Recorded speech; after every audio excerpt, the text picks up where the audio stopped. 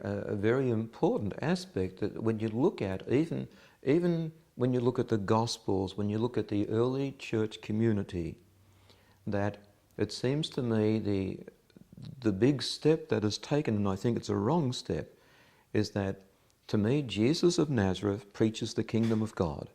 And the kingdom of God is found wherever people live in love, respect neighbour, don't be violent.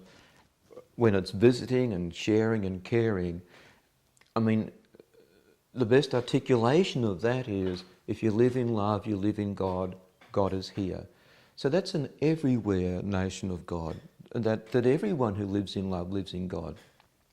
The Christian church very early shifted its gaze off that understanding to Jesus as the one who gained access to an elsewhere God.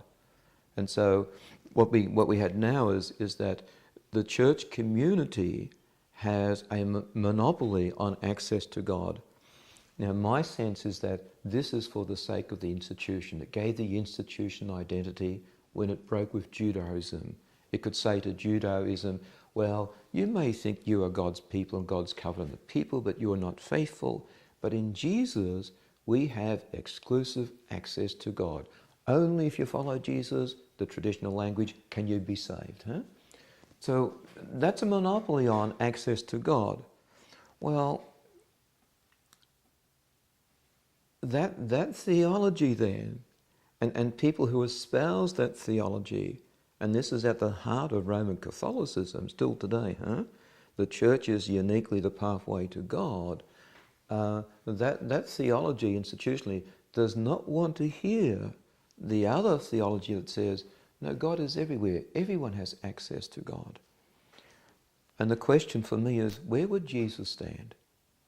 If Jesus were here today, would he say, oh no, only one group has access to God? Or would Jesus of Nazareth say, no, everyone, every human person who lives in love has access to the divine, and let them go into their hearts and reflect on their experience and name it for what it is. Your living in love is living in God, and God lives in you. And I think that was the initial Christian movement. It's got nothing to do whether you are Greek or whether you're Roman, whether you are Jew, whether you're male or female, or what culture or what religion, everyone. But the Christian church changed that within 60 years of Jesus dying.